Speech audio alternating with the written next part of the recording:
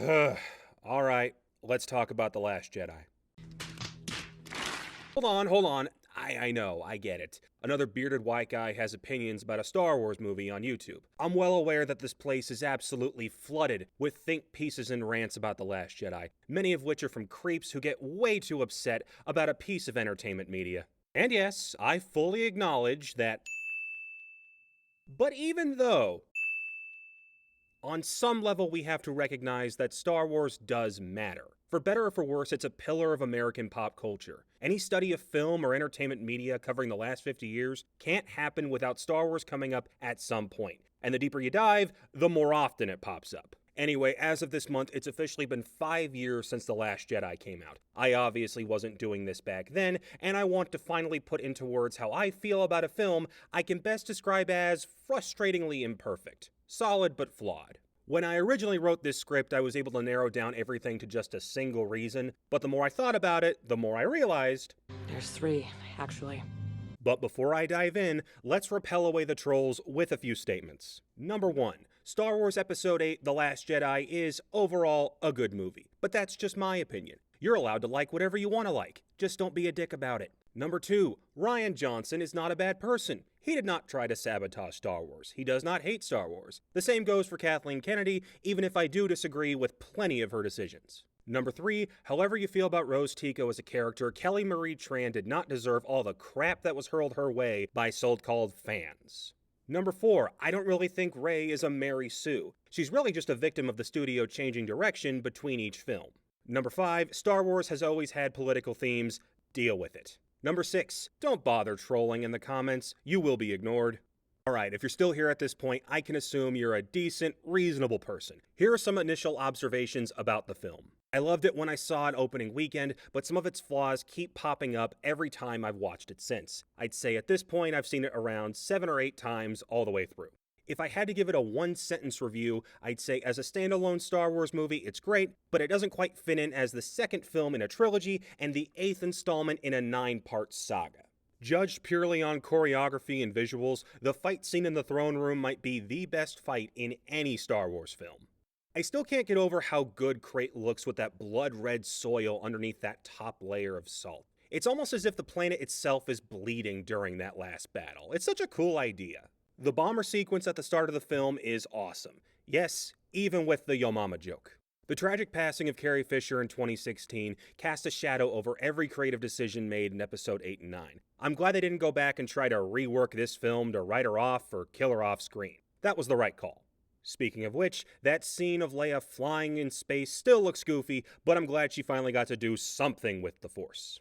Having a theme about learning through failure is rare in modern media, and I think they pulled it off well here, even if they did have Yoda just spell it out at one point. The kid with the broom being force sensitive is a great final visual, and the idea that people with force sensitivity can come from anywhere is great for the future of the franchise. It just kinda sucks that it was abandoned almost immediately. I know most people can't stand the Canto Bight subplot, but having characters take a sudden detour halfway through a film is kind of Johnson's signature move as a director. And lastly, some of the creative decisions made in this film are hampered by the backtracking of Episode 9, which is an aggressively mediocre film. I'm going to try my best to judge this film based purely on its own terms, but since this is part of one big saga, Episode 9 will get brought up a few times. And with all that out of the way, let's get to the heart of the matter. Here you have a visually stunning film that generated $1.3 billion at the box office and is loved by millions of people. And yet I cannot shake the feeling that this film never reaches its full potential. Here are the 3 reasons why. Number 1, the cutting room floor. A big point of contention upon the film's release was the treatment of Luke Skywalker. This was amplified by Mark Hamill himself, voicing his frustration about how the character was used. He even brings that up in the making of documentary, though he even admits in that same film, Johnson was able to change his mind about certain things. And for the most part, I don't mind the direction they went with Luke. I like the subversiveness of tossing away the lightsaber. I think his final sacrifice is well executed. Him trying to gross out Rey with the milk is funny, and he's finally able to bring in the snark and sarcasm of his own personality into the character. But there's one piece about his arc in the film that's just missing. And the more you think about it, the bigger of a problem that becomes. At just over 15 minutes into the film, we've seen Rey's first interaction with Luke, who clearly has no interest in the ongoing war and would rather be left alone in his own self-imposed exile. He orders Rey to leave him alone as he hides in his stone hut before his door is kicked in by an impatient Chewie. Luke then realizes that he and Rey arrived in the Millennium Falcon and that Han Solo is nowhere to be found. Where's Han? So far, so good. Everything up until this point is perfectly fine. It's what comes next that's the issue, or rather, what doesn't come next. As an audience, you leave that initial scene with a big question.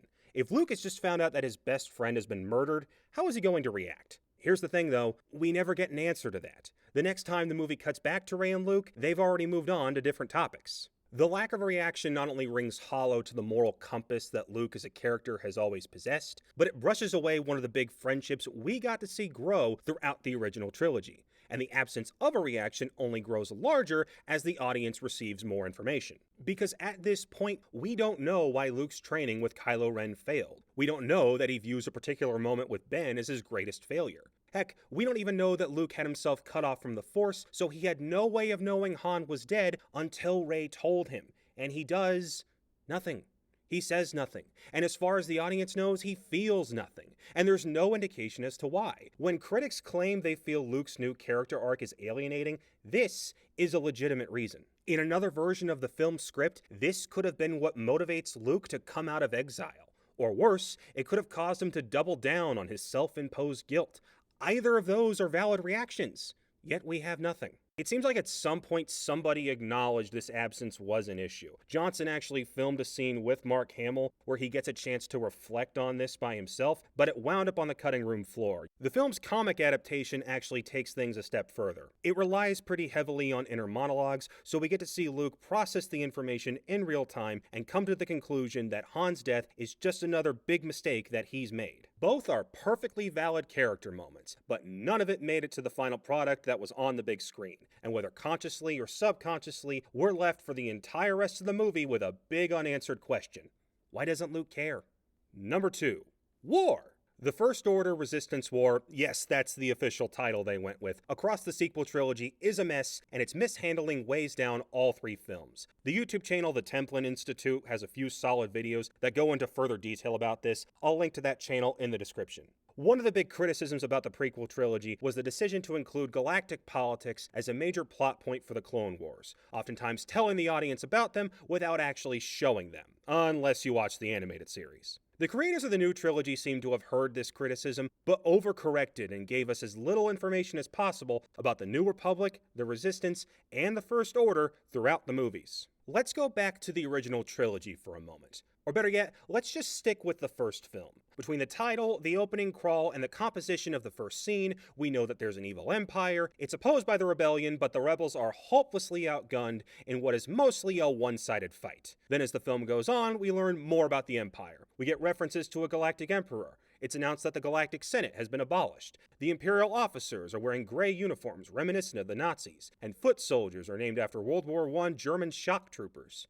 We see them use intimidation, imprisonment, torture, and murder just to procure information. We see their occupation of a planet, and thanks to what we can assume are massive resources, they're able to construct a weapon the size of a moon that can commit genocide on a planetary scale. And because the film focuses so much on the evils of the Empire, we don't actually need to know all that much about the rebels to be on their side as they go on what is basically a suicide mission in the final act. The Clone Wars during the prequel trilogy isn't nearly as well executed, but with both conflicts, we as an audience understand the stakes, we know who the key role players are on both sides, and we're given enough information to know which side is winning at any given time. But by providing such little information in the sequel trilogy, the audience is left mostly in the dark about the central conflict. The sense of scale is never pinned down, choices are made without rhyme or reason, and by the time anybody declares which side has an advantage, we're left asking, okay, but why?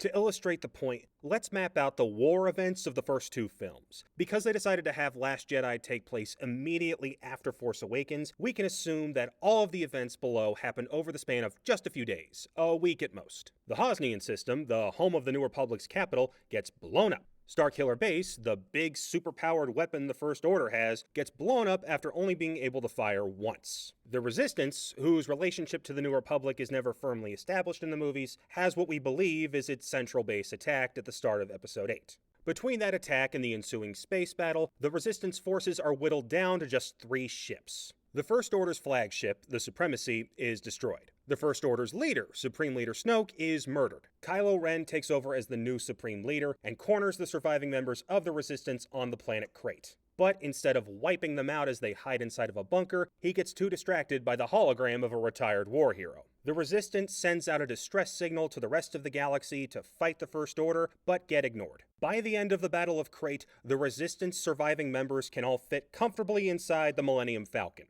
So all of that raises a few questions. How is the war affecting the New Republic? The people on Canto Bight aren't reacting to it, Maz's off-screen conflict isn't related to it, and outside of that long chase sequence, there's no indication any other battles are happening anywhere else. Despite losing its 3 biggest assets, nobody wants to take up arms against the First Order anywhere else in the galaxy. Is that out of fear, panic, or indifference? Now fast forward to the start of Episode 9. Is the New Republic still around, or did blowing up the Hosnian system cause the entire galaxy to break down?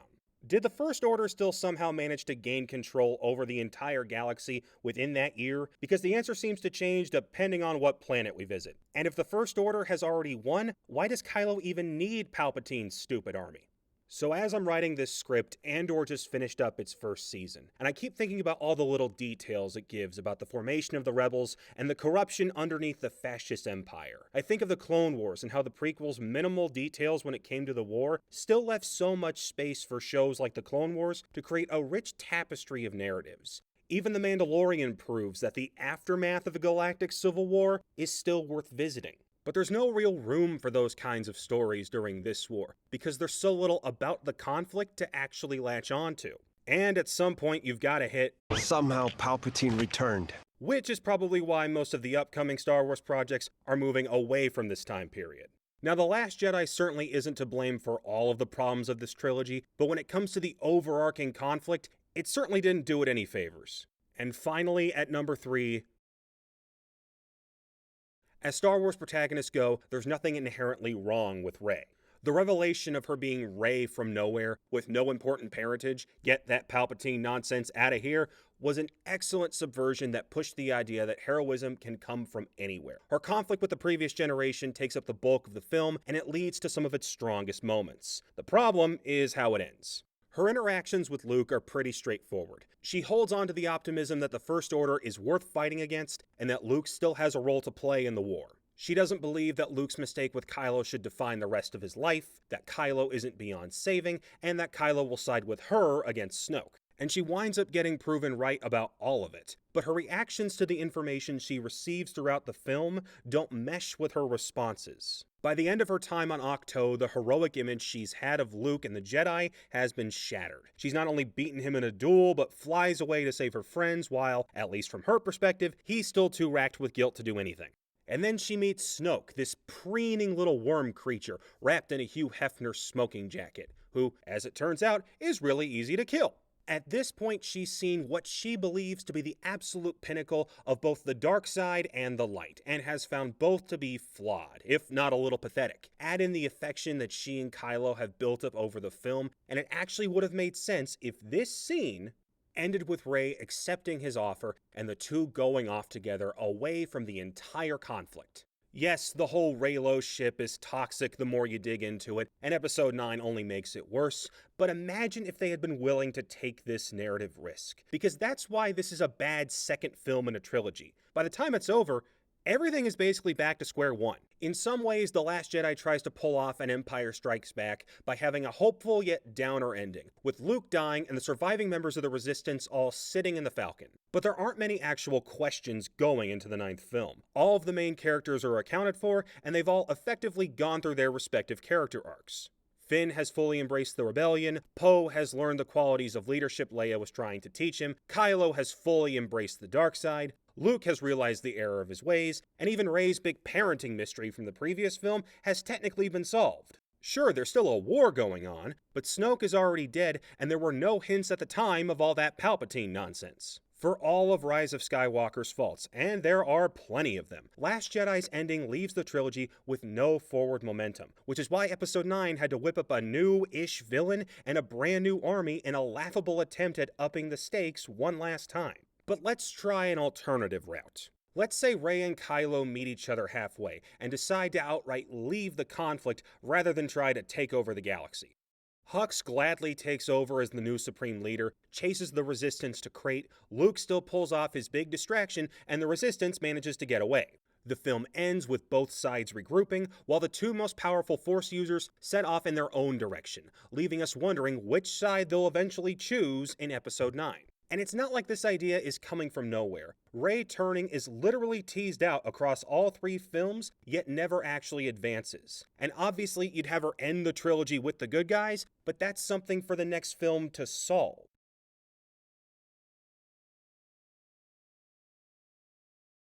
And so here we are, 5 years removed from a film that launched a million angry comments. I don't hate The Last Jedi. I admire that the film was trying to go off and take its own direction. I love that it takes a swing at new ideas in a franchise that has hundreds of stories to its name. If it had just stuck the landing in a few spots, it very well could be my favorite Star Wars film. But as for the franchise overall, it's kind of in a weird place going into 2023. The disaster of Episode 9 and the lukewarm reception to Solo has left the film division in a spot where there are a bunch of announced projects, but nothing has so much as a release date, which means most of the franchise is actually being anchored by everything away from the big screen.